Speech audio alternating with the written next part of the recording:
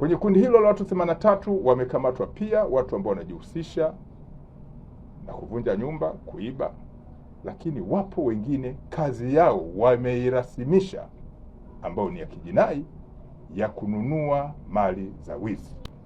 Simu zinaibwa kutoka pointi A zinakwenda kuuzwa kwenye pointi B, na baadhi ya vitu ambavyo vinataka kurasimishwa na baadhi ya watu kijinai ni pamoja na wale wanaonunua simu za wizi, runinga, pikipiki, kompyuta mpakato yani laptop, redio, na watuhumiwa hao wamekamatwa. Miongoni mwa waliokamatwa ni pamoja na mtu aliyefahamika kwa jina la Mtanko Ebenieli maarufu kama Mchina.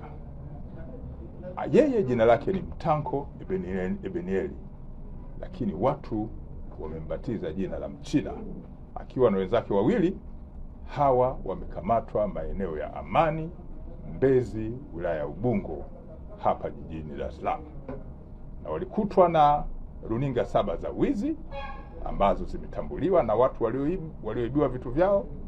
Amekutwa na simu janja aina mbalimbali 122 pamoja na vifaa ambavyo yeye huvitumia baada ya kuletewa hizo mali za wizi, zikiwemo simu.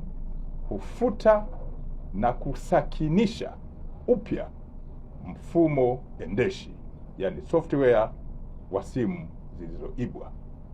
Kwa simu inaibwa, inasakinishwa, anatengeneza mfumo mwingine, kwa hiyo anatoa kwenye mfumo wa awali na kuzifanya simu zinasomeka aina nyingine, na hivyo kuziingiza tena kwenye soko.